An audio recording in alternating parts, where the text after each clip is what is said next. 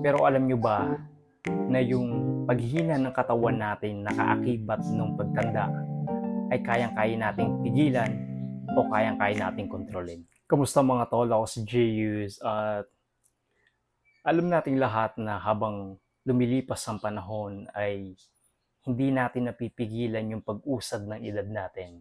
Tumatanda tayo, wala tayong kontrol doon. Pero alam nyo ba na yung paghihina ng katawan natin nakaakibat ng pagtanda ay kayang-kaya nating pigilan o kayang-kaya nating kontrolin? Tama, sa pamamagitan ng regular na pag-eehersisyo, kaya nating manatiling malakas at aktibo kahit nagkakaedad na tayo.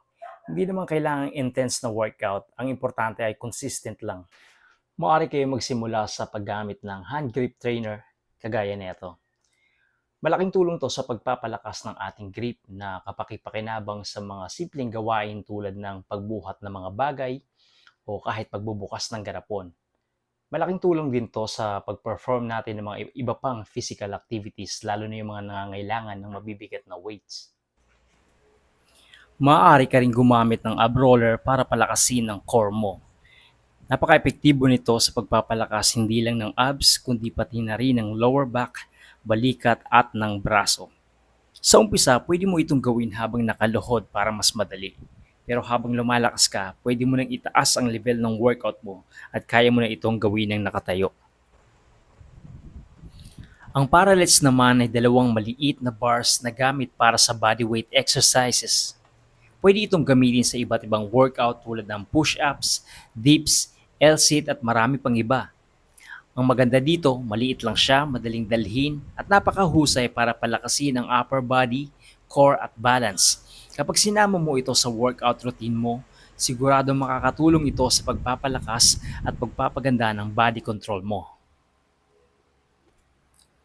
Ang hand grip trainer, ab roller at parallels ay ilan lang sa mga workout equipment na tinatawag nating strength starter kit. Ito ay mga simpleng gamit pero napaka-epektibo sa pagpapalakas ng ating katawan. Ang maganda pa rito, madaling dalhin kahit saan kaya perfect para sa mga taong laging on the go. Higit sa lahat, hindi mo na kailangan gumastos na malaki dahil napakamura lang ng halaga ng mga ito.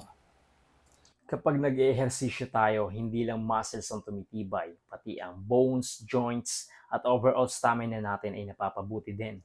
Isa pa, ehersisyo ang solusyon para ma-maintain natin ang ating timbang at mood. Kasi habang tumatanda tayo, bumabagal ang metabolism natin. So age is just a number pero yung strength at fitness nasa atin na yan. So let's move and keep our body strong para ma-enjoy natin ang mas mahaba at healthier life. Kaya tandaan mo, kaya mong maging malakas at energized at any age. Ako po si Jeyus, maraming salamat.